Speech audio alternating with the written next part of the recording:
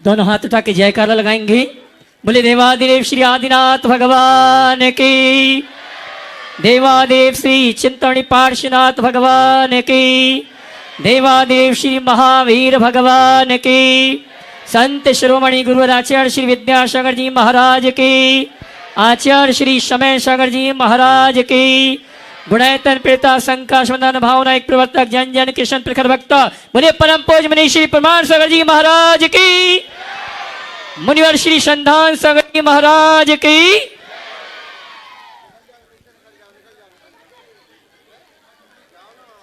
संस्कारधानी महाकौशल जबलपुर के शिवनगर दिगंबर जैन मंदिर से सायंकालीन टीवी चैनल का बहुचर्चित विश्व विख्यात शंका समाधान के कार्यक्रम में हम और आप अपनी शंकाओं का समाधान प्राप्त करें। उसके पूर्व पारस चैनल, जिनवाणी चैनल, आदिनाथ चैनल और प्रमाणिक ऐप के माध्यम से जिस कार्यक्रम को घर में बैठ के देखो सुन रहे हैं, उन सभी का और यहाँ पर उपस्थित समस्त श्रावक श्राविकाओं का सकल दिगंबर जैन समाज जबलपुर हार्दिक अभिनंदन स्वागत करता है। आइए चलते हैं, प्रतिदिन की भांति परम पूज मुनिवर के श्री चरण वंदन करते हुए आशीर्वाद प्राप्त करेंगे और निवेदन करेंगे। शंका समाधान के कार्यक्रम के लिए दोनों हाथ जोड़ लें, बोलेंगे हे मुनिवर, आवाज कम आ रही है, हे मुनिवर नमोस्तु नमोस्तु नमोस्तु। और आइए गुरुवर के आशीर्वाद से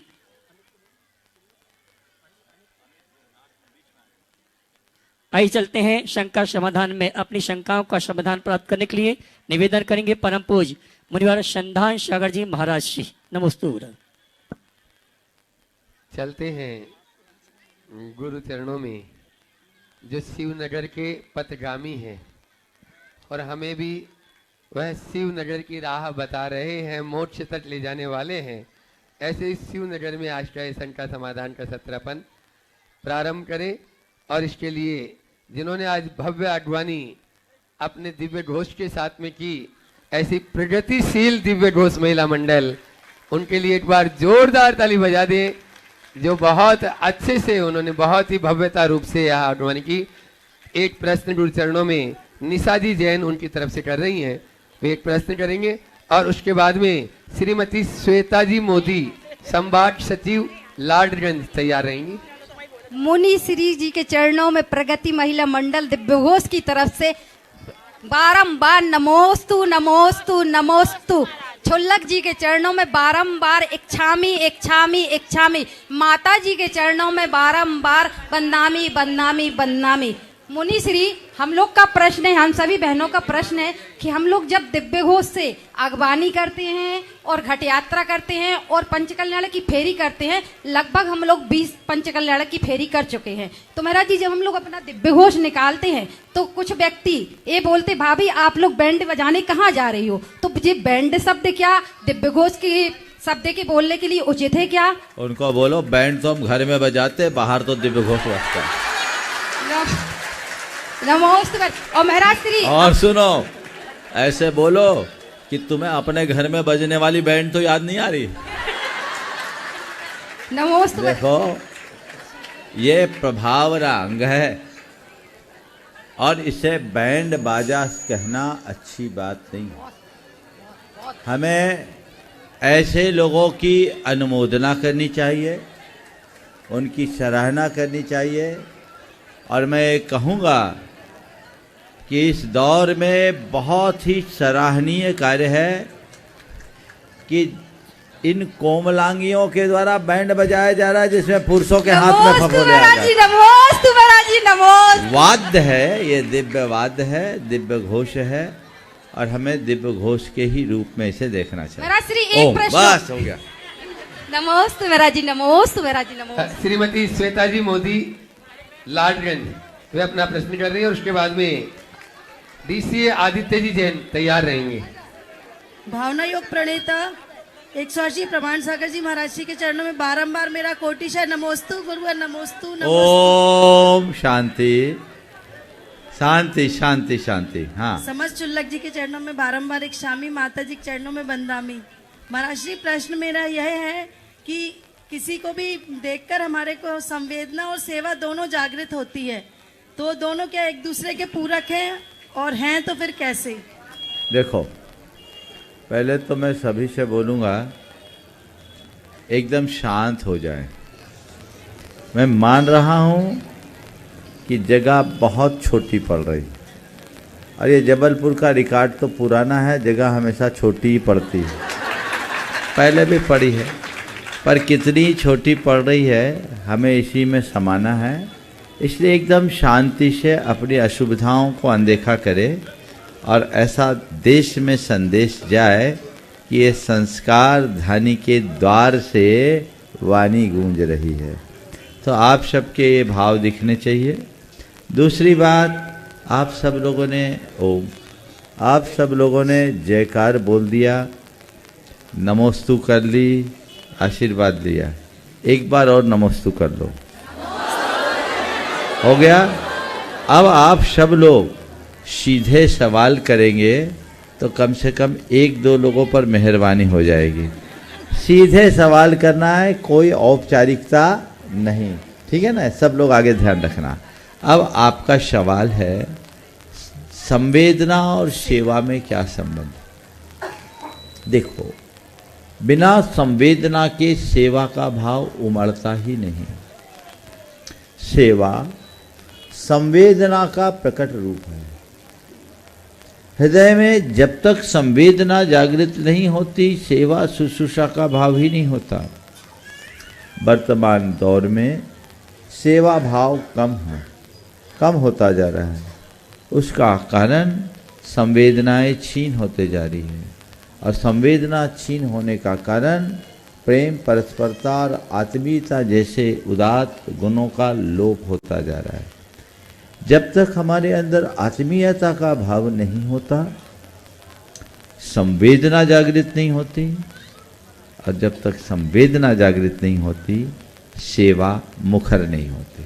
नमस्ते। डीसीए आदित्य जी, जैन, जबलपुर, अपना प्रश्न करें और पहले से खड़े हो जाएं ताकि माइक वहां तक पहुंच जाए। दूसरा माइक यहाँ दें फास्ट। और उसके बाद तैयार रहेंगे पंचायत सभा के अध्यक्ष श्री कैलाश चंद जी जैन साहब अपनी पंचायत के साथ में। यदि उनकी धर्मपत्नी भी हो तो आ जाए। नमस्ते गुरुदेव। नमस्ते। मेरा प्रश्न यह है कि आज का युवा पढ़ लिख कर आत्मनिर्भर बनना चाहता है। ओम। हाँ, शांति। हाँ। आज का युवा पढ़ लिख कर आत्मनिर्भर बनना चाहता है और अपने स्टाइल से कुछ काम करना चाहता है, लेकिन जब वह कुछ नया करने चलता है तो परिवार की पुरानी व्यवस्था आड़े आ जाती है। यही टकराव उससे सपनों और संस्कारों के बीच दुविधा में खड़ा कर देता है। कृपया इसका आंसर। देखो, नया करना चाहिए, बहुत अच्छी बात है, लेकिन हमेशा अपनी पृष्ठभूमि को देखकर करना चाहिए। आज का युवा नए सपने गढ़ रहा है और वो सीधे हनुमान कूद करता है। हनुमान कूद कभी अच्छा नहीं होता। आगे बढ़ो, बहुत अच्छा है, लेकिन मैं तुम्हारे माध्यम से सभी युवाओं को एक संदेश देना चाहता हूँ। एक एक करके 1000 सीढ़ी चढ़ो, एक साथ 100 सीढ़ी चढ़ने की कोशिश न करो। आज के युवा में उमंग है, उल्लास है, लेकिन उसमें अधीरता है। वो जो चाहता है इंस्टेंट चाहता है, तुरंत चाहता है, तो एक साथ 100 सीढ़ी चढ़ने वाले की कमर टूटती है। ऐसा काम नहीं करना। दूसरी बात, हम अपने पारिवारिक पृष्ठभूमि को कभी अनदेखा करके न चले।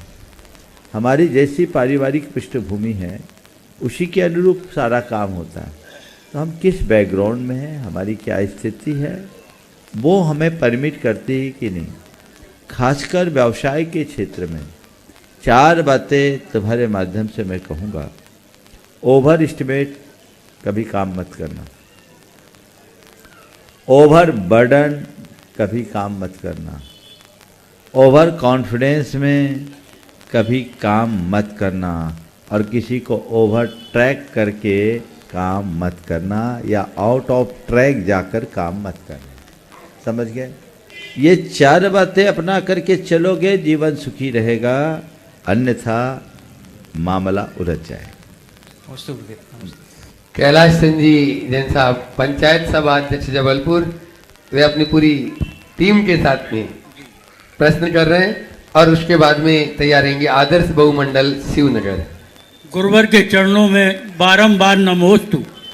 गुरुवर, हमारे जीवन में एक ऐसी घटना हमारे साथ घटी जो मैं बार बार जब भी आपका शंका समाधान देखता हूं और मुझे वह प्रश्न याद आ जाता है कि वो घटना हमारे जीवन में सन 1990 में मेरी शादी शेपरा में हुई है। मैं अपनी श्रीमती को लेके जबलपुर आ रहा था और आप वहां विराजमान हुए तो श्रीमती ने कहा कि एक दिन के लिए रुक जाओ, कल चौका लगना है, हो सकता है आहार हो जाए महाराज श्री के।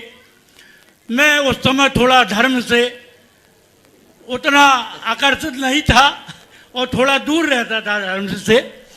वह ऐसी घटना हुई गुरुवर कि हम अपनी ससुराल से 1.5 किलोमीटर दूर पेट्रोल पंप तक आते थे और गाड़ी हमारी जीप थी हमारे पास, बंद हो जाती थी। मैं फिर वापस हुआ, रात का मामला था, बच्चे भी साथ में थे। तो श्रीमती बोली रुक काहे नहीं जा रहे जब गाड़ी नहीं जा रही है। और मैं थोड़ा जिद में था तो मैंने दोबारा फिर गाड़ी स्टार्ट की, ससुराल जाके फिर आया, वैसी पेट्रोल पंप पर रुक गई। यानी गुरुवर ये 3 बार घटना घटी और उस घटना ने हमको एक ऐसी आत्मिक बोध और ज्ञान दिया कि नहीं यार, जिन धर्म में कुछ न कुछ ताकत और संतों में है। मैं रात रुक गया गुरुवर और सवेरे हमारी ससुराल में ही आपके आहार हुए। मैं यही चाहता हूं कि ये क्या निमित्त था और कैसा निमित्त था जो मैं उस सीढ़ियों पे जैन धर्म के प्रति समर्पित हो गया। देखो अध्यक्ष जी, बाकी बातें तो हम नहीं जानत, पर बुंदेलखंड की एक कहावत हम जानत हैं कि नटवा को गिरमा बांध हो जाए। समझ गए? मैं समझता हूँ वो दिन आपके जीवन का टर्निंग पॉइंट बना होगा। सत्य है गुरुवर। मैं कैलाश के उस रूप को भी जानता हूँ और वर्तमान रूप को भी देखता हूँ। जी गुरुवर। उस समय इनकी अलग ही हेयर स्टाइल थी, ये अलग प्रकार के जीव थे। समझ गए? मैं एक जीव के ही रूप में कह रहा हूँ, अलग प्रकार के जीव हमारे समाज में। लेकिन आज ये देखकर मुझे बहुत प्रसन्नता है कि इतना बड़ा परिवर्तन आया कि आज इतनी बड़ी समाज का नेतृत्व आप कर रहे हैं। बहुत सराहनीय प्रयास है। कोई अच्छा योग होना होता है तो ऐसे संकेत मिलते हैं और एक सीख सबको लेना चाहिए। जब भी कोई अच्छे निमित्त के लिए थोड़ा भी अनुकूल संकेत मिले तो उसे अपना भावी मंगलाचरण मानकर स्वीकार करना। बहुत बहुत नमोस्तु गुरुवर, नमोस्तु। आदर्श बहुमंडल शिवनगर के ये मुनिश्री के बहुएं चरणों में अपना प्रश्न कर रही हैं और उसके बाद में श्रद्धा अभिषेक जैन शिवनगर तैयार रहेंगी। मुनिश्री के चरणों में समस्त आदर्श बहुमंडल की तरफ से बारंबार नमोस्तु महाराज श्री, नमोस्तु। छुल्लक महाराज जी को इक्षामी इक्षामी इक्षामी। माता जी बंदामी। अभी क्या बोला हमने? चलो जल्दी बोलो। महाराज श्री, हमारा प्रश्न है, गांठ लग जाए, रिश्ते हो या डोरी, खुलने में वक्त तो लगता है। किसी के साथ अगर गांठ लग जाए और मन करे कि हम जाकर माफी मांगे, लेकिन हमारे पैर अगर वापस आ जाते हैं तो इसका क्या कारण है? हम माफी क्यों नहीं मांग सकते? महाराज जी, हम लोग को ऐसा मार्गदर्शन दीजिए कि हम लोग सारे रिश्तों को बहुत अच्छे से निभा के चले और एक अच्छी बहुएं बन सके। अब तो आप सब सासू बनने लायक हो गई है ना? आपने जो सवाल किया, क्यों गलत बोल दिया क्या मैंने? हाँ, हालांकि हो सकता मैं गलत बोल दिया क्योंकि आजकल तो 30 साल के पहले बातें ही नहीं बनती है ना, तो ये मामला बड़ा गड़बड़ होने लगा है। खैर, आपने जो कहा कि गांठ बन जाए और खोलने की इच्छा होने पर भी मन लौट आए, पहले तो गांठ बने ही नहीं ये प्रयास करो ताकि गांठ खोलने की नौबत ही ना आए। और उसका एक ही तरीका है, क्षमा मांगने और क्षमा करने की आदत डालो। अपनी गलतियों को स्वीकारो और कभी किसी के ऊपर दोषारोपण करने की प्रवृत्ति से बचो। हम लोगों के साथ एक बड़ी कमी होती है, हम खुद की गलती को अनदेखा करते हैं और सामने वाले के ऊपर मिथ्या दोषारोपण कर देते हैं। ये हमारे अंदर का अहंकार और हमारे मन का कपट हमसे कराता है, इसे दूर करो। आज से एक बात तय कर ले कि यदि मुझसे कहीं कोई गलती होगी, बेहिचक हम क्षमा मांगेंगे, तुरंत मामला वहीं डिलीट हो जाएगा। और यदि कोई हमारे साथ कोई गलती करेगा तो हम उससे भी क्षमा मांगने में किंचित भी संकोच नहीं करेंगे। ये दो बातें अगर हमारे जीवन में आ गई तो बहुत बड़ा परिवर्तन होगा। और अगर किसी से क्षमा मांगने का भाव हो रहा और जाके लौट रहे हैं, इसका मतलब अभी हम अंदर से कोई रोक रहा है। कौन रोक रहा है? उसको पहचानो और देखो जो रोक रहा है वो मेरा हितकारी क्या हितकारी। हितकारी दिखता है तो उसकी बात मानो, और अहितकारी दिखता है तो उसके कान पकड़ के बाहर निकालो। इतना ही तो करना है। तो बोलो, रोकने वाला कौन है? बोलो, कौन है वो? मन में किससे प्रेरित मन? हमारे अहंकार से प्रेरित मन, वही है ना जो हमें रोक रहा है। वो हितकारी है अहितकारी? तो अब क्या करना है? उसको कान पकड़ के निकाल देना है, यानी उसकी बात नहीं सुनना है। नहीं, इस वक्त अभी मैं तुम्हारी बात नहीं सुनूं, उसकी बात को अनसुना करो, अपनी आत्मा की आवाज सुनकर आगे बढ़ो,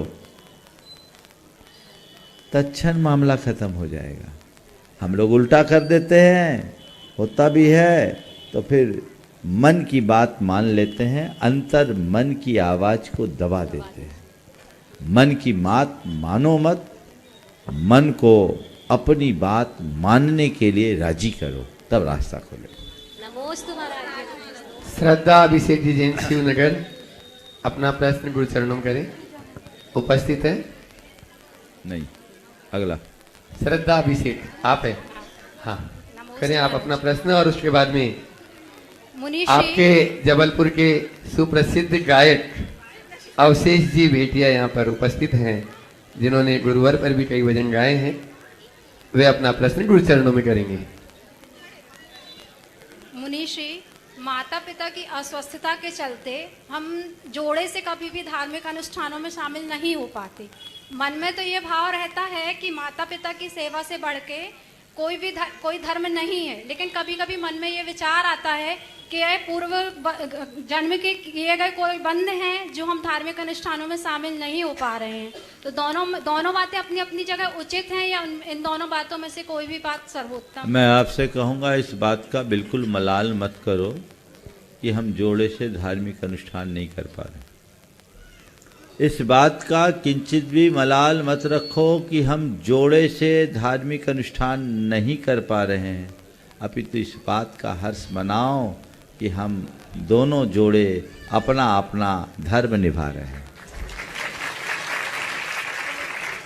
ये तो कर्तव्य है, और ऐसे मौके में साझेदारी होनी चाहिए, मिलजुल कर काम करना चाहिए। बहुत अच्छा है कि कम से कम दोनों की विचारधारा एक सी है, धर्म में भी और घर की व्यवस्था में भी। अगर जोड़ा थोड़ा गड़बड़ होता तो हो सकता है दोनों काम नहीं कर पाते। तो पार्टनरशिप में काम चल रहा है, चलने दो। कई बार प्रोप्राइटरशिप की अपेक्षा पार्टनरशिप में ज़्यादा फायदा होता है, इसलिए चलने दीजिए। नमोस्तु गुरु। अवशेष जी भेटिया, बोलिए संत शिरोमणि आचार्य विद्यासागर जी महामुनि राज की। और उसके बाद में प्रतिभा स्टील की बहनें यहाँ शिवनगर की भी गौरव यहाँ बैठी हुई कल्पना दीदी, वे अपना प्रश्न गुरु चरणों में कर रही, सभी दीदियों के साथ में। गुरुदेव नमोस्तु। शंका समाधान के इस मंच पर उपस्थित हुआ, प्रश्न ही खत्म हो गए जब आपका दर्शन मिल गया मुझे। पर आपके आने से इतनी प्रसन्नता हुई कि कुछ पंक्तियां मैंने गुरुदेव के चरणों में लिखी थी, वो आज मुझे मैं चाह रहा हूं 4 लाइनें आपके बीच में रखूं। मेरे गुरुदेव आए आज मेरे गांव में, मेरे गुरुदेव आए आज मेरे गांव में।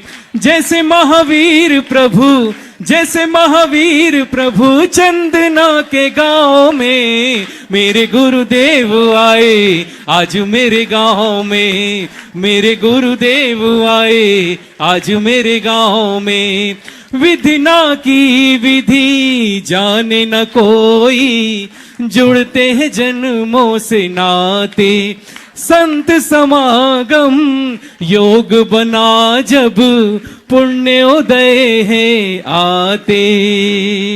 होले होले पाँव पखारू, होले होले पाँव पखारू, छाले पड़े हैं पाँव में, मेरे गुरुदेव आए आज मेरे गांव में, मेरे गुरुदेव आए आज मेरे गांव में। जैसे महावीर प्रभु, जैसे महावीर प्रभु चंदना के गांव में, मेरे गुरुदेव आए आज मेरे गांव में। जय हो, नमोस्तु गुरुदेव, नमोस्तु गुरुदेव, नमोस्तु गुरुदेव। बहुत सुंदर, एक बार जोरदार अभिनंदन कर दीजिए अपने समाज के इस प्रतिभा का। हाँ, कल्पना दीदी प्रतिभा स्त्री की बहन, अपने सभी प्रतिभा स्त्री की दीदियों के साथ में जिन्होंने सर्वस्व गुरु के लिए अर्पण कर दिया, खड़े तो हो जाओ, और अपने कर्तव्य को बहुत अच्छे से निर्वहन कर रही है। जोरदार तालियों के साथ में दीदी अपना प्रश्न कर रही है। और उसके बाद शिवनगर की पूरी यह पदाधिकारियों की यहाँ की टीम अध्यक्ष जी के नेतृत्व में। नमोस्तु महाराज जी, नमोस्तु नमोस्तु। महाराज जी, हमारा प्रश्न यह है कि जीवन में धर्म और कर्म ये दोनों चीजें होती हैं, यदि ये नहीं हो तो जीवन नहीं चल पाएगा, तो इसमें महत्वपूर्ण क्या है हमारे जीवन में? धर्म और कर्म दोनों में महत्वपूर्ण क्या है? मेरा मानना है धर्म और कर्म दोनों अलग अलग है ही नहीं। धर्म को अपना कर्म और कर्म को अपना धर्म मान करके चलना चाहिए। समझ गए? बस अधर्म से बचना चाहिए। कैसे? खटकर्म से बचो। कैसे इसको समझ? बस अधर्म क्या है, प्रतिज्ञा पूर्वक उससे बचो। खटकर्म क्या है, सब जानते हैं, सुरक्षित दूरी रखो। और जिस दिन हम धर्म के मर्म को जाने लेंगे, कर्म को भी अपना धर्म मान लेंगे, तो खटकर्म होगा ही नहीं और अधर्म से अपने आप मुक्त हो जाएंगे। नमोस्तु महाराज। शिवनगर की उत्साही यह है टीम, यहाँ की कमेटी, वे अपना प्रश्न गुरु चरणों में कर रहे हैं। और उसके बाद में सौरभ जी उपकार एजेंसी परिवार सागर से अपने बीच में आपके यहाँ के जमाई हैं। पाशनाथ दिगंबर जैन मंदिर कमेटी की तरफ से गुरुवर के चरणों में बारंबार नमोस्तु नमोस्तु नमोस्तु। गुरुदेव, हमारा प्रश्न यह है कि बेहतर समाज सेवा, हम लोग सब गुरुजी अभी नए नए चुन के आए हैं और अभी 6 महीना हुआ है, नए पदाधिकारी बने गुरुजी, ज़्यादा अनुभव है नहीं है। तो गुरुजी, हमारा प्रश्न यह है, जिज्ञासा यह है कि बेहतर समाज सेवा, बेहतर मंदिर सेवा, बेहतर गुरु सेवा कैसे करें? आपका मार्गदर्शन जी। बहुत अच्छा है, मैं देख रहा हूँ कि लगभग सारी टीमें युवा है। प्रायः समाज की बागदौड़ में हमारे समाज के जो लोग होते हैं वो इतने उत्साही होते हैं कि 80 साल की उम्र तक भी युवा बने रहते हैं। तो उनके कारण जो हमारे उनके बच्चे हैं ना, उनको तो समय से पहले ही बूढ़ा हो जाना पड़ता है, उनको मौका ही नहीं मिलता।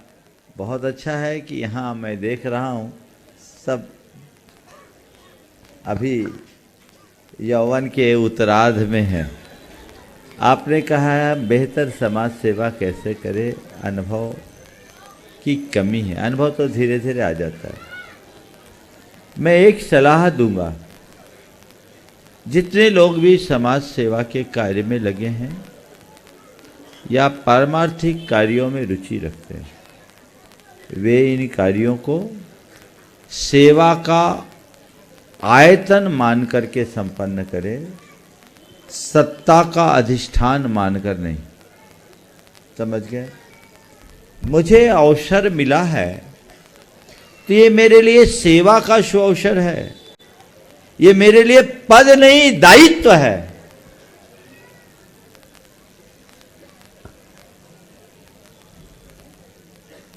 दायित्व निभाओ,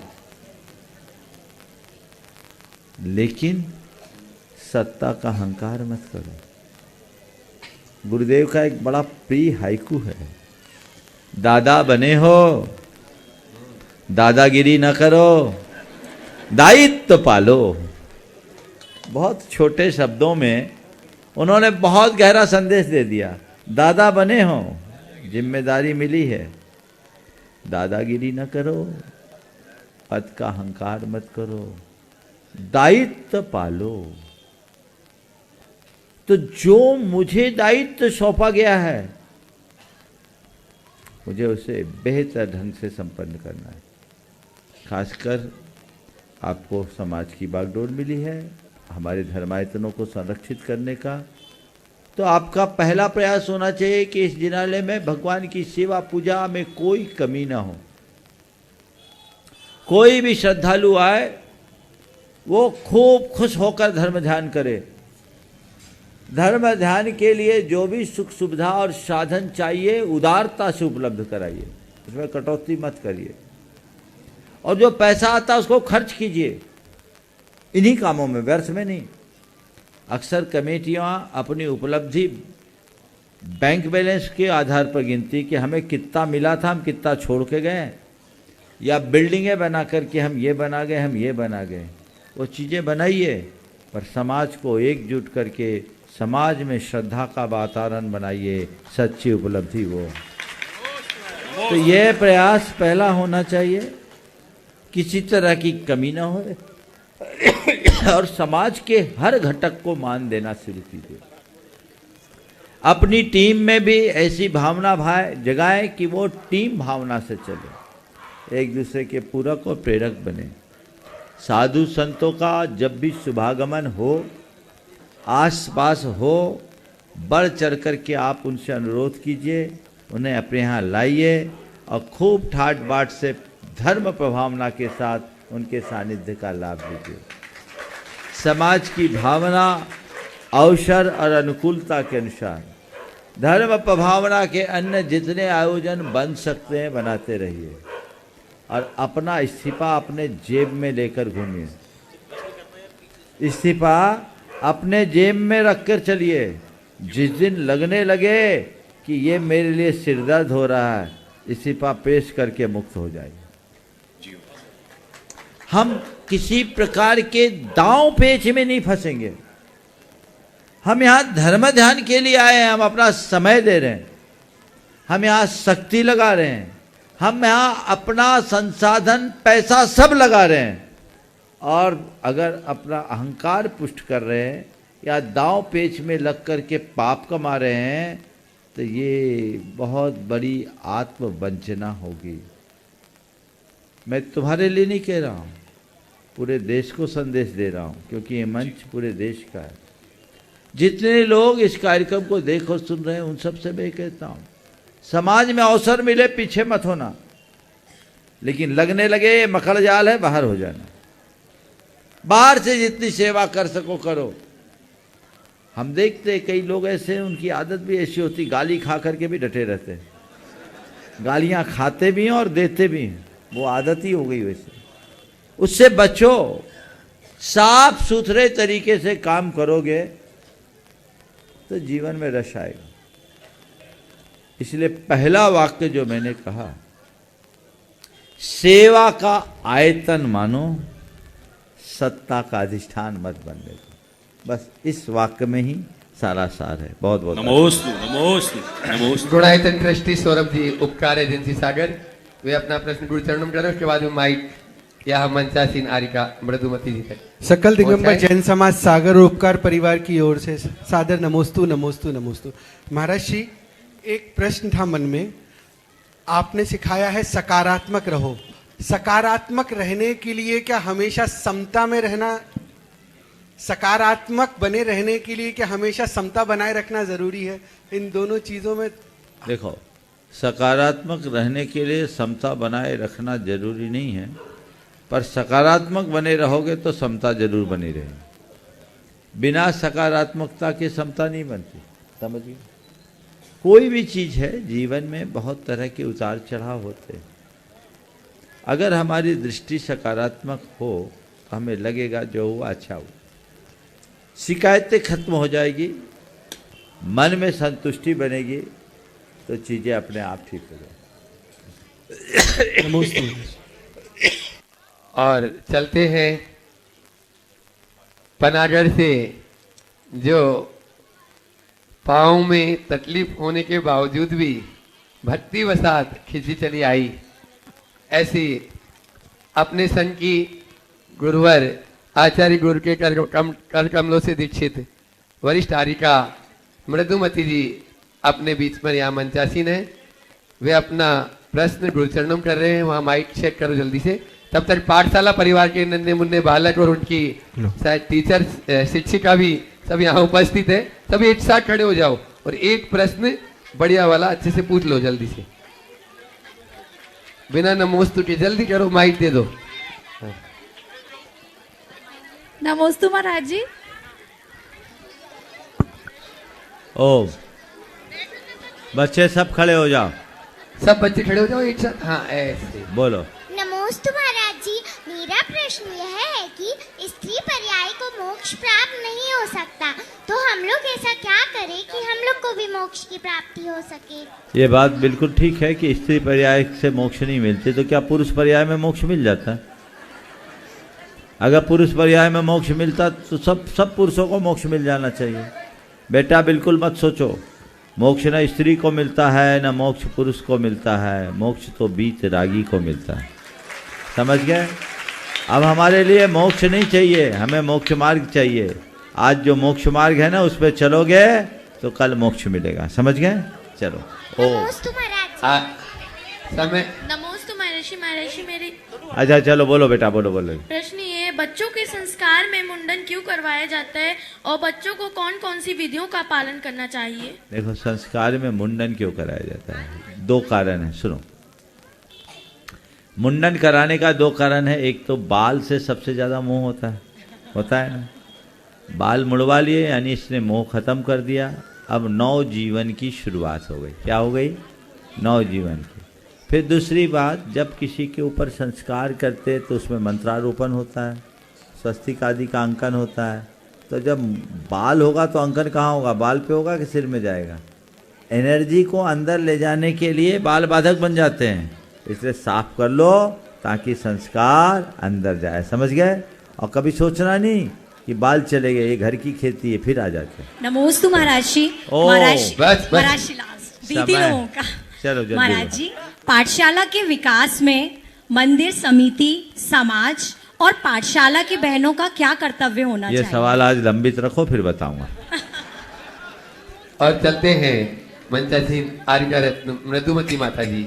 वे अपनी शंका के माध्यम से आप सबको समाधान की गंगा में अवगाहन करने का अवसर प्रदान कर रही हैं। नमस्ते भगवान, नमस्ते ओम। गुरुदेव, आहारचर्या के समय ओम ओम ओम। हाँ बोलो। देखते थे आचार्य श्री के संघ में कि आचार्य श्री जब भी आहार करने के लिए जाते थे तो थोड़ा नियमों को संकेत करते थे और लोग उस समय आजीवन भी रात्रि भोजन त्याग कर देते थे। लेकिन धीरे धीरे धीरे धीरे और नियमों का क्रम कम हुआ, होते होते होते इतना हुआ कि अब तो नियम लेने में ही लोगों को कष्ट होता है। महीने में 4 दिन का भी नियम के सूर्यास्त के बाद नहीं खाएंगे तो उस पर भी उन्हें सोचना पड़ता है, क्योंकि वो हम जीवन भर के लिए देते हैं।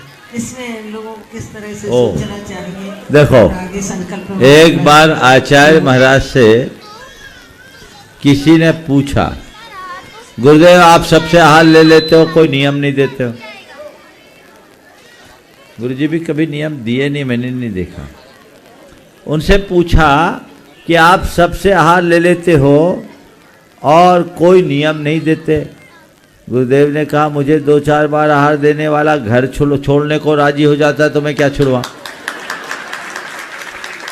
नियम दिए नहीं जाते, नियम लिए जाते। लेकिन हाँ, एक शिथिलता मैंने देखी है, आहार देने वालों की संख्या तो बढ़ी है पर कुलाचार का पालन घट गया। आपने मेरे मन की बात कर दी। चौके की जो भीड़ है ना, तो 500 आदमी आओ, मैं सबसे आहार लूंगा। अब आज तो नहीं बोलता हूं, लेकिन मैं इस बार जबलपुर के प्रवास में कोई एक विशेष नियम रखूंगा। उस नियम को आप पहले ही तय कर लो और नियम ले लिए तभी लाइन में लगो, नहीं तो अनुमोदना करो। कम से कम रात्रि भोजन का त्याग तो होना ही चाहिए।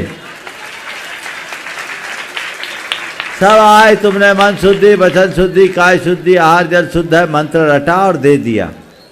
अब चौके में इतनी भीड़ हो जाती है इस भाव से कि चलो सब जुड़े हैं, हम लोग ले लेते हैं। हम तो कभी किसी को निराश नहीं करते, अनुशासित होकर के देते हैं लोग, तो लेने में हमें दिक्कत नहीं होती। लेकिन कई बार अनुशासन तो टूट ही जाता है, जबलपुर का पुराना रिकॉर्ड भी मुझे पता है। इसलिए इन बातों का आप सबको ध्यान रखना है। अब अभी चर्चा आज छिड़ गई, मैंने सोचा था आगे बात करूंगा, लेकिन इस बात ध्यान रखना सौदा थोड़ा महंगा होगा, और मुझे इतना भरोसा माल भी खूब बिकेगा, देखेंगे। बहुत बढ़िया। और चलते हैं अमित जी। अमित जी पड़रिया, माइक बात है, हाँ आ जाए। और राय सेठ चंद्र कुमार जी यहाँ पर उपस्थित हैं, आ जाएं, मंच पर आ जाएं। राय सेठ चंद्र कुमार जी, और इस समय रहा तो अंकित जी जैन दमो। पूज्य मुनि संघ के चरणों में नमन। महाराज श्री जी, आज आपने अवसर दिया कि मैं संघ का समाधान में अपना प्रश्न रख सकूं। मैं एक निवेदन आपसे कर रहा हूं कि महाराज श्री जी बस इतना आश्वस्त कर दीजिए कि एक दिन और आप इसी तरह संघ का समाधान में प्रश्न रखने का मुझे मौका देंगे, इतना आश्वस्त कर दीजिए। एक बार सिर हिला के हाँ तो कह दीजिए। अभी तक आश्वासन आपको मिला नहीं महाराज जी, अगर आप कह देंगे तो बात आगे बढ़ा दूंगा मैं। बड़ा महाराज श्री, बस मेरा इतना कहना कि अगली बार संघ का समाधान के लिए इस जबलपुर में आप मुझे 30 मार्च को मौका दे देना। तारीख और तिथि दोनों एक साथ 31 मार्च। तारीख और तिथि 31 मार्च आज इस बार एक ही साथ पढ़ने जा रही है, और महावीर जयंती का प्रसंग भी आने जा रहा है। वो अभी क्या होना पहले वो तो कर लो बाबा। पूजनी महाराज श्री, आज संस्कार धानी जबलपुर की धरा पर जब आपने प्रवेश किया है तो शिवनगर के लोगों के उत्साह ने यह बता दिया है कि जबलपुर आपके आगमन को लेकर के कितनी उत्साहित है, कितनी आनंदित है। जब आज की आगवानी इतनी जोरदार हुई है तो कल जब नगर प्रवेश की आगवानी का अवसर आएगा तो पूरा शहर उमड़ पड़ेगा। कल मध्याह्न में 1 बजे का समय होगा, पूरा शहर इसी शिवनगर की धरती पर एक साथ एकत्रित दिखाई देगा, और जैसे ही घड़ी की सुई ने संकेत करने लगे कि अब 1 बज चुका है, वो काफिला यहां से चलना प्रारंभ कर देगा, और पूज्य मुनिवर श्री प्रमाण सागर जी महाराज श्री की संस्कार धानी जबलपुर शहर में आगवानी प्रारंभ हो जाएगी। और ये आगवानी की शोभा यात्रा जब चलते चलते यहां से दमोह नाके से होती हुई मिलोनीगंज, और मिलोनीगंज के रास्ते से कोतवाली होते हुए कमानिया गेट बड़ा फुआरा पहुंचेगी, लाडगंज थाना होते हुए जब सुपरमार्केट और डीएनजेन कॉलेज ग्राउंड बोर्डिंग में पहुंचेगी तो एक विशाल धर्म सभा के रूप में यह विशाल शोभा यात्रा परिवर्तित हो जाएगी। कल जब ये आगवानी की यात्रा निकले तो हर आदमी को क्या करना है, हाथों में आरती के थाल लेकर के मुनिवर की आरती उतारना है। मैं एक निवेदन आप सबसे करूंगा कि कल रास्ते चलते समय कोई भी पूज्य मुनिवर के पावन पुनीत पाद पंकजों का प्रक्षालन ना करे। और क्यों ना करे कि जिनके अंदर ये भाव हो, जिनके मन में ये इच्छा है कि मुनिवर का पाद प्रक्षालन उनको चौके में मिले, वो रास्ते में मत करना, क्योंकि अगर रास्ते में पाद प्रक्षालन कर लिया तो शायद आपको चौके में पाद प्रक्षालन ना ही मिल पाए। तो कोशिश ये करना कल रास्ते में कोई भी पाद प्रक्षालन मत करना। और वास्तविक रूप में कारण ये है कि हम ठंड की विभीषिका को देख रहे हैं। मुनिवर के चरणों को बार बार जब हम जल से प्रक्षालित करते हैं तो उसका असर मुनि श्री के स्वास्थ्य पर भी पड़ता है।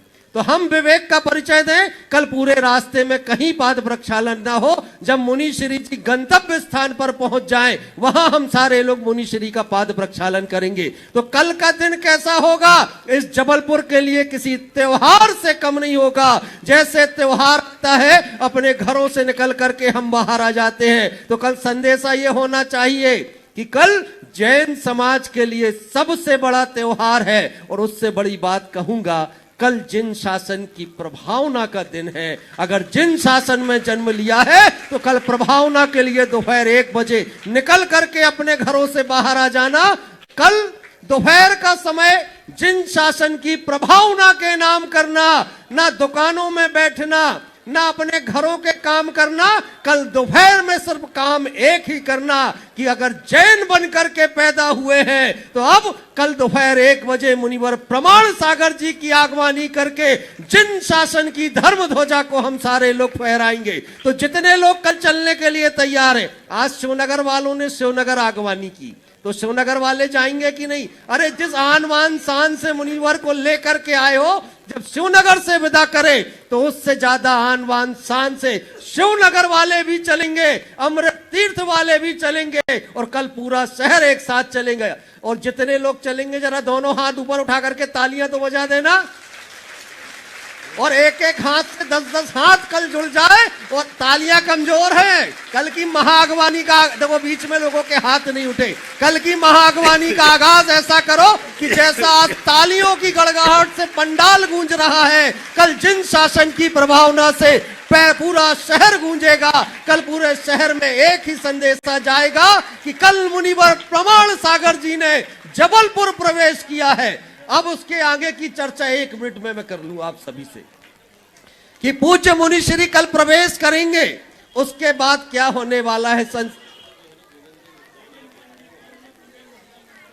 गोविंदगंज हितकारिणी में पूरे महिला परिषद की सदस्याएं रहेंगी। और फिर क्या होने जा रहा है, और इस बार का जो समय पूज्य मुनि श्री ने जबलपुर को दिया है, इस बार महाराज श्री आपके जीवन को रूपांतरित करने की एक नई प्रक्रिया सिखाने जा रहे हैं। लोग कहा करते हैं हम जिस काम को करते हैं वो काम पूरा नहीं होता, हम व्यवसाय करते हैं उसमें असफल होते हैं, हम धर्म करते हैं धर्म में मन नहीं लगता, हम परिवार में रहते हैं तो संबंधों को जी नहीं पाते। अरे अपने अंदर की कमजोरियों को अगर अब दूर करना है तो आने वाले समय में महाराज श्री के सानिध्य में जो 7 दिवसीय प्रवचन माला होने जा रही है वो हर आदमी को जीवन जीने की कला सिखाने जा रही है। अगर वास्तविक पर्सनालिटी डेवलपमेंट कहीं सीखना है तो इन 7 दिनों की प्रवचन श्रृंखला में आ जाना और अपने जीवन को पूरी तरह से बदलते हुए आप सारे लोग देख लेना। अब सारे लोग कल आगवानी के लिए तैयार हो जाएंगे। कल प्रातः काल पूज्य मुनि श्री की अमृतवाणी सुनने का अवसर इसी शिवनगर के परिसर में हम सभी को मिलेगा और मध्याह्न में ठीक 1 बजे आगवानी जुलूस प्रारंभ हो जाएगा, जो आगवानी नहीं बल्कि महाआगवानी होगी। और कल का शंका समाधान बोर्डिंग के परिसर में होगा। आप सभी लोग कल संध्या काल में शंका समाधान में बोर्डिंग में उपस्थित रहेंगे। राय सेठ चंद्र कुमार जी अपनी बात गुरु चरणों में रखने के लिए उपस्थित हैं। शैलेश आदिनाथ जी भी हमारे बीच आ गए हैं, कृपया वे भी आ जाएं। शैलेश आदिनाथ जी मंच पर शीघ्रता से आ जाएंगे। मित्रों, पूरा शहर तैयार हो चुका है, पूरा शहर तैयार हो चुका है। हर हाथ इस बात के लिए तैयार है कि कल हाथ जुड़ेंगे तो आगवानी के जुलूस में जुड़ेंगे, कल हाथों में आरती के थाल होंगे तो आगवानी के जुलूस में होंगे, कल कदम हमारे चलेंगे तो आगवानी के जुलूस में चलेंगे। अरे यात्राएं तो बहुत सारी की, कल जिन शासन की प्रभावना की यात्रा की बात है तो दोपहर 1 बजे हर आदमी एकत्रित हो जाएगा, महिला पुरुष बच्चे एकत्रित हो जाएंगे। शैलेश आदिनाथ जी कृपया जल्दी से आ जाएंगे। तब तक राय सेठ जी आप अपना प्रश्न रखें। दो मुनि राजों के चरणों में मेरा, मेरे परिवार और समस्त नगरवासियों का कोटिशन नमन। सभी क्षुल्लक महाराजियों को इच्छामी। महाराज श्री, शरीर के लिए ऑक्सीजन की होना जरूरी है और जीवन को दिशा देने के लिए उद्देश्य का होना जरूरी है। महाराज श्री, लक्ष्य प्राप्त करने के लिए इस यात्रा में अपनी प्रेरणा और दृढ़ संकल्प को कैसे बनाए रखें? आपने पूछा है अपनी दिशा और लक्ष्य की तरफ स्थिर बनाए रखने के लिए अपनी प्रेरणा और संकल्प को जीवित कैसे रख सके। देखिए, प्रेरणा को जीवित रखोगे तो संकल्प स्थिर होंगे और प्रेरणा को जीवित रखने के लिए 2 रास्ते हैं। एक है हमें प्रेरक निमित्तों का आश्रय लेना और दूसरा खुद को खुद का उत्प्रेरक बनाना। प्रेरक निमित्तों का आश्रय गुरुजनों का सानिध्य है, उनके वचनों का आत्मसात करना, अच्छा साहित्य पढ़ना, अच्छी चीज़ें सुनना, अच्छे लोगों के मध्य रहना, हमें सत प्रेरणा मिलती रहेगी। और दूसरा, नित्य भावना भाव। अगर हम रोज रोज भावना भाएंगे, हमारा आत्मबल बढ़ेगा और हम खुद का उत्प्रेरक बनाने में समर्थ हो जाएंगे। फिर हमें किसी अन्य के प्रेरणा की कोई आवश्यकता शेष नहीं रहेगी। दूसरी बात, संकल्प मनुष्य का तभी टिकता है जब उसकी अंतः प्रेरणा हो। अंतः प्रेरणा से जुड़ा हुआ संकल्प स्थायी होता है और किसी के दबाव प्रभाव से लिया गया संकल्प बड़ा लचीला बन जाता है। अपने अंदर की प्रेरणा जगाएं जिससे हमारा संकल्प स्थिर हो। समय आप सबका हो गया है, क्योंकि आज 2 सत्रों में कार्यक्रम हुआ है, इसलिए यहीं पर विराम। बोलिए अहिंसा। शैलेश जी, ठीक है, आशीर्वाद वहीं से कल से देखेंगे। जय बोलो अहिंसा परमो धर्म की। अभी हम लोग आचार भक्ति करेंगे। आचार भक्ति आप लोग करना चाहेंगे, शांति से बैठ जाए। और कल सुबह प्रवचन का क्या समय रखा है? 8, 8:30 पे आ जाएंगे लोग। शांति धारा कितने बजे? चलते हैं। जबलपुर के ही इस द्वार पर अमृत तीर्थ में आज ये है संकट समाधान का प्रथम सत्र अपन प्रारंभ करें। और अमृत तीर्थ के यहाँ का उत्साही महिला मंडल श्रीमती सीमा जी, मुकेश जी, फणीस महिला मंडल अमृत तीर्थ पूरा हो जाए। सरिता जी, रानी जी सभी एक साथ होकर उनके साथ में खड़े हो जाएं। एक प्रश्न गुरु चरणों में करेंगे। उसके बाद में मोहित रिजु जैन अमृत तीर्थ और साथ में सुदर्शन जी पिंडरई। ओ बोलिए। हे गुरुदेव, आपके चरणों में सभी अमृत तीर्थ परिवार की ओर से वंदन, अभिनंदन, सत सत वंदन। हे गुरुदेव, हमारा प्रश्न ये है, हमारी शंका ये है कि अगर हम अपने पति के साथ अगर पूजा करते हैं जोड़े से, तो क्या उनके ही तरह हमारे भी वस्त्र शुद्ध होना चाहिए क्या? अरे पति के साथ करो या एकाकी करो, नहीं, शुद्ध तो रहते हैं। तो पूरी बात, चाहे पति के साथ करो चाहे एकाकी करो, भगवान की पूजन तो शुद्ध वस्त्रों में ही करो। अब बात आपकी आ रही। अब महाराज जी जिन्हें अभिषेक करते हैं, करना होता, उनके लिए जितने वस्त्रों की शुद्धि होती है उतनी शुद्धि करे क्या? करो तो सर्वोत्तम है, और नहीं कर पाओ तो कम से कम अभिषेक तक दूरी रखो। हाँ, उतनी दूरी तो रहती है। मोहित जी, रिजु जी जैन अमृत तीर्थ वे अपना प्रश्न कर रहे हैं और उनके साथ में हैं उनके चाचा जी सुदर्शन जी पिंडरई। पहुंचे सुदर्शन जी पिंडरई वहीं पे। नमोस्तु महाराष्ट्री। नमोस्तु महाराष्ट्री।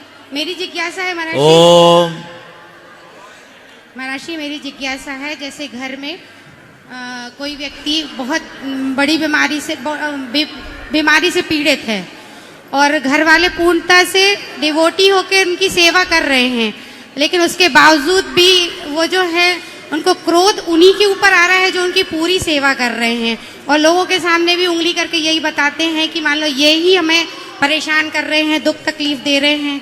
तो इतना धर्म पूजा करने के बावजूद भी मतलब उनको रोना आता है या दुख होता है, तो ये किसके पाप का उदय है और इसका निवारण क्या है महाराज श्री? इसका मतलब ये है कि वो शारीरिक रूप से ही नहीं, मानसिक रूप से भी बीमार है, और ये समझना चाहिए कि ऐसा वो नहीं कर रहे हैं, ये उनकी बीमारी करा रही। ऐसे समय में परिचारिकों को और अधिक तत्परता से उनकी सेवा करनी चाहिए। उनको बोलने दो, हमारे पास अल्टरनेट तो है नहीं, उनसे विचलित होकर के अपना काम बंद न करें। लेकिन पूरे समय नहीं है ऐसा। ओम बोल दिया ना। चलिए। डॉक्टर प्रशांत जी जैन, अंकित जैन प्रवक्ता अमृत तीर्थ युवा समस्त नवयुग मंडल के साथ में, अमृत तीर्थ का पूरा नवयुग मंडल एक साथ आ जाए डॉक्टर प्रशांत जी के नेतृत्व में। और आज अपने बीच में 5:30 हाँ, डॉक्टर प्रशांत जी अपना प्रश्न गुरु चरणों में कर रहे हैं। हेलो। और तैयार रहेंगे आशी जैन, अभिजीत जैन, शिवनगर। महाराज श्री के चरणों में अमृत तीर्थ नवयुवक परिवार की ओर से सादर कोटि से नमोस्तु। नमोस्तु। महाराज श्री विद्या प्रमाण गुरुकुलम के दीपक जैन ने एक वक्तव्य के दौरान ये बात कही कि इंटेलिजेंस आर्टिफिशियल हो सकता है लेकिन ह्यूमन मैडनेस आर्टिफिशियल नहीं हो सकती। मेरा प्रश्न यह है महाराज श्री कि ह्यूमन मैडनेस को प्राथमिकता देना चाहिए या इंटेलिजेंस को देना चाहिए? ह्यूमन मैडनेस क्या मानव की स्वाभाविक अभिव्यक्ति है जिसमें क्रोध है, जिसमें परिस्थितिजन्य प्रतिकार है? महाराज श्री हो देखो, टेक्नोलॉजी बड़ा है या ज्ञान, समझ गया? तो ह्यूमन मेंटेनेंस ज्ञान और संवेदना से जुड़ी। टेक्नोलॉजी में सूचनाएं, संवेदना नहीं। इसलिए हमें आंतरिक संवेदना को सदैव महत्व देना चाहिए। आज के इस दौर में सबसे अधिक ह्रास यदि कुछ हुआ है तो मानवीय संवेदना का हुआ। बढ़ती हुई संवेदनहीनता ने हमें अंदर से निष्ठुर और क्रूर बना दिया। इसका सीधा प्रभाव मानवीय व्यवहार पर परिलक्षित हो रहा है। इसलिए आज के इस दौर में सबसे ज्यादा आवश्यकता संवेदनाओं को जगाने की है, ताकि हम संसाधनों का उपयोग करते हुए भी मानवीय भावनाओं से ओतप्रोत रह सके। आशी अभिजीत जैन शिवनगर में अपना प्रश्न कर रहे हैं। और उसके बाद में दिल्ली से आज अपने बीच में अवनीत कुमार जी, मनोज कुमार जी, राजेश जी जैन, दिल्ली तैयार रहेंगे। दोनों मुनि राजों के चरणों में नमोस्तु और छुल्लक जी के चरणों में इक्षामी। महाराज जी, मैं बीटेक 3rd ईयर की छात्रा हूँ और मुझे महाराज जी क्वेश्चन ये है कि कभी कभी मुझे लगता है कि मैं दूसरों से पीछे रह गई हूँ और करियर, कंपटीशन और परिवार की एक्सपेक्टेशंस का भी प्रेशर होता है। आज के समय में जब करियर बहुत कॉम्प्लेक्स हो गया है और कंपटीशन दिन ब दिन कठिन होते जा रहा है, तो महाराज जी मुझे सही दिशा कैसे चुननी चाहिए? देखो, जिस दिशा में तुम चल रही हो उस दिशा में यही प्रॉब्लम रहेगी। हम दूसरों से जब तक अपना कंपैरिजन करेंगे, कंपटीशन की भावना बनी रहेगी। और ये परिस्थितियां रोज हमें परेशान करेगी। कैरियर के प्रति जागरूक रहना अच्छी बात है, पर उसके पीछे पागल होना अच्छी बात नहीं। खासकर प्रतियोगी परीक्षाओं में भाग लेने वालों को ये सब ज़्यादा समस्या उत्पन्न होती है। उन्हें चाहिए कि वो अपना परफॉर्मेंस पूरा रखे, लेकिन रिजल्ट को लेके परेशान बिल्कुल ना हो। प्रेशर फ्री होकर के पढ़ाई करो। मैं अपना बेस्ट परफॉर्मेंस रखूँगा, एफर्ट में कोई कमी नहीं करूँगा, रिजल्ट जो आए उसको एक्सेप्ट करूँगा। अंतिम संभावना तक अपने टारगेट को पूरा करने का प्रयास करूँगा, और यदि कदाचित वो ना हो पाए तो फिर नई संभावनाओं को तलाशूँ। फिर ये दुविधा कभी नहीं होगी। समझ गए? जी महाराज जी, लेकिन परिवार को कैसे समझाएं? वो क्योंकि बहुत परिवार को भी चाहिए कि इन बच्चों पर इस तरह का प्रेशर न डाले, उन्हें प्रेरित करे, पर किसी तरह से पीड़ित ना करे। नमोस्तु महाराज जी। अवनीत मनोज राज।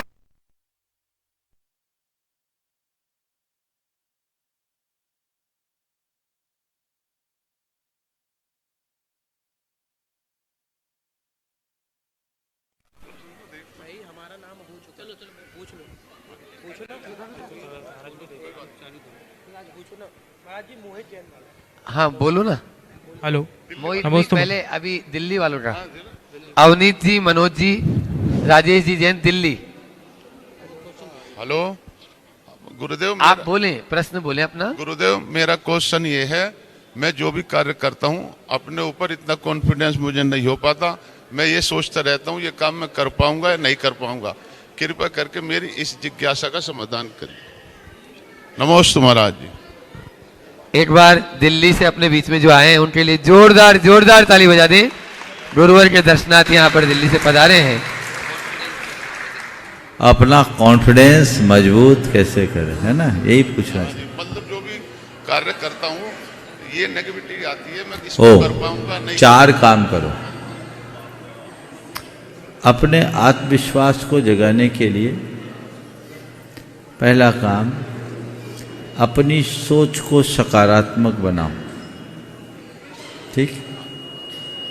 दूसरा काम, ऐसे लोगों के जीवन चरित्र को पढ़ो जिन्होंने अपनी सकारात्मकता और आत्मविश्वास के बल पर बुलंदी को छुआ है। तीसरी बात, जिनसे हमारा आत्मविश्वास कमज़ोर होता हो, जो हमें नकारात्मक प्रेरणा देते हैं, ऐसे लोगों से दूरी बनाओ। और चौथी बात, नित्य भावना योग करो, सब डेवलप। मोनू जी जैन सैपुरा से अपने बीच में वे अपना प्रश्न गुरु चरणों में करेंगे। और उसके बाद में नक्षत्र नगर से अनुज जी जैन तैयार रहेंगे। दोनों मुनि राजों को नमोस्तु। इच्छामी महाराज जी। हाँ बोलो।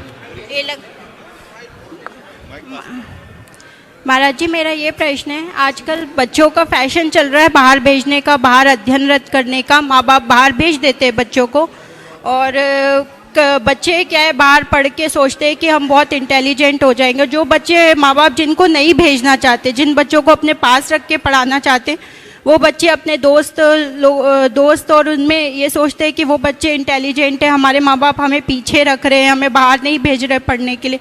तो ऐसे बच्चों की मानसिक स्थिति कैसी बदली जाए? मतलब माँ बाप तो अच्छे ही सोचते हैं कि भाई बच्चे हमारे पास रहे, अध्ययन कहीं पे भी किया जा सकता है महाराज जी, पढ़ने वाले बच्चे कहीं पे भी रह के पढ़ सकते, पर उसके बाद फिर संस्कार भी खत्म होते हैं बाहर भेजने के बाद। और जो माँ बाप बच्चों को अपने पास रह के पढ़ाना चाहते हैं तो वो उनके लिए गलत नहीं सोच रहे महाराज जी, मगर बच्चे सोचते हैं हमारे दोस्त।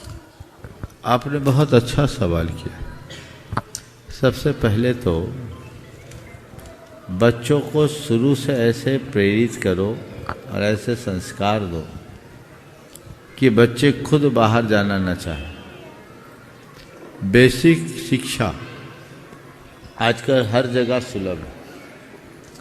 ये केवल फैशन है कि हमारा बच्चा बाहर पढ़ेगा तभी कुछ अच्छा करेगा, ऐसा कोई ज़रूरी नहीं। 10वीं 12वीं तक की शिक्षा बच्चों को आप अपने घर में दें। उच्च शिक्षा के लिए उसे फिर भले बाहर भेजना पड़े, तब तक बच्चे काफ़ी कुछ सीख भी लेते हैं और उनका परिवार से जुड़ाव होता है। बच्चों के मन में ये बात गहराई से बिठालनी चाहिए। दूसरों की बातों से रंचमात्र प्रभावित नहीं होना चाहिए, और बच्चों की भावदशा को शुरू से ऐसी बना दीजिए कि बच्चा खुद ना चाहे कि हमें बाहर जाना है। उनको ये बात समझाएं कि माँ बाप के पास रहने का मतलब क्या है, पढ़ाई का हमारे जीवन में स्थान क्या है, पढ़ाई के साथ संस्कारों का क्या मूल्य है, और माता पिता का सानिध्य कितने भाग्य से मिलता है। ये बातें अगर बच्चों के मन मस्तिष्क में अंकित हो जाए तो बच्चों में फिर भटकाव नहीं आता, टिक जाते। नमोस्तु महाराज जी। अनुज जी जैन नक्षत्र नगर। और लास्ट में यहाँ की अमृत तीर्थ की कमेटी बार बार चाह रही है कि जो बिहार करा रहे हैं उनका हम सम्मान भी करना चाहते हैं, और वो एक प्रश्न भी करेंगे पूरे जो बिहार टीम है। आलोक जी जैन, विक्की भाई, अपने विवेक जी जैन गुणायतन ट्रस्टी, आलोक जी जैन, चिरमेरी विशाल जी जैन, अर्षित जी जैन, आयुष जी जैन और विजय जी प्रमाणिक, ये तैयार रहेंगे। दोनों मुनिवर के चरणों में मेरा बारंबार नमोस्तु।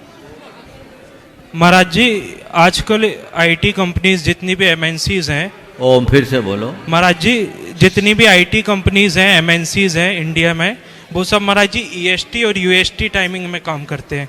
ईएसटी और यूएसटी टाइमिंग में काम करते हैं। जब अपने यहाँ शाम होती तो वहाँ पे सुबह होती। तो हम लोग भी उसी कंपनी में काम करते हैं। तो उसमें ये रहता है कि हम लोगों के वर्किंग आवर्स ही 5 बजे से चालू होते हैं। तो उसमें किस प्रकार की दिनचर्या होनी चाहिए? क्योंकि 5 बजे से चालू करते हैं, रात में 1-2 बजे तक काम कर रहता है हम लोगों का। यही तो हमारे देश की सबसे बड़ी बेवकूफ़ी। हम यहाँ रह कर के भी पाश्चात्य लोगों की सेवा कर रहे, वे तो अपना टाइमिंग अपने हिसाब से रखते हैं। हाँ महाराज जी। हमें वो पूरी तरह खटाते हैं। कुछ व्यवस्थाएं ऐसी बन गई हैं जिसके कारण आज दिनचर्या खत्म हो गई, रात्रिचर्या बढ़ गई। अब चूंकि लोगों की जॉब ही ऐसी है, इसमें मैं क्या कहूँ, 5 बजे से रात के 1 बजे तक। हाँ महाराज जी, 2 बजे। और कई लोगों को और लेट। हाँ। तो ये चीज़ें होती हैं, इसके कारण उनका पूरा धर्म ध्यान प्रभावित होता है। हमें इन बातों से जितना संभव बचने की कोशिश करनी चाहिए और प्रसंग और परिस्थिति के अनुरूप अपना धर्म ध्यान करना चाहिए। ओम शांति। थैंक यू महाराज। नमोस्तु। बिहार टीम आयुष जी जैन, विक्की भाई, आलोक जी, विशाल जी, अर्षित जी, विजय जी, मनु भाई। हाँ, विशाल मनु। आप लोग सभी जो आप लोग कमेटी इधर से आ जाओ।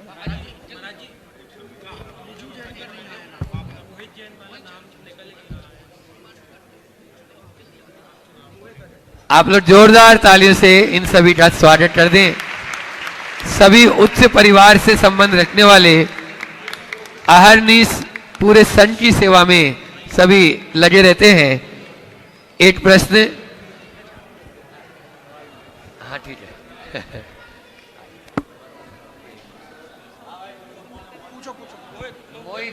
हाँ, परम मोहित जी पूज्य जैन। 108 प्रमाण सागर महाराज जी की जय हो। परम पूज्य 108 संधान सागर महाराज जी की जय हो। हाँ बोलो। महाराज जी, परिवार में जितने सदस्य होते हैं उनका पुण्य सबका अलग अलग रहता है कि सबका इकट्ठा ही पुण्य मिलके परिवार चलता है? देखो, परिवार के हर व्यक्ति का अपना अपना पुण्य होता है, लेकिन एक दूसरे का पुण्य एक दूसरे के ऊपर निमित्त नैमित्तिक प्रभाव रखता है। किसी एक व्यक्ति का प्रबल पुण्य हो तो उसके जोर से हीन पुण्य वाला लोग भी चल जाते हैं, और कभी एक व्यक्ति के पाप का तीव्र उदय हो तो उसके प्रभाव से पूरे परिवार को भी पाप का उदय हो जाता है। जैसे एक व्यक्ति ने कोई अच्छा काम किया, पूरे परिवार का यश फैलता है, और एक व्यक्ति ने कोई बुरा काम किया, पूरा परिवार बदनाम होता है, बस होता है। तो एक दूसरे का पुण्य पाप भी ऐसे प्रभावित करता है। इस प्रकार आज अमृत तीर्थ के इस सत्र को यहीं पर नमोस्तु महाराज, नमोस्तु महाराज, नमोस्तु। सायंकालीन सत्र शंका समाधान का शिवनगर में संपन्न होना है। हम लोग उधर के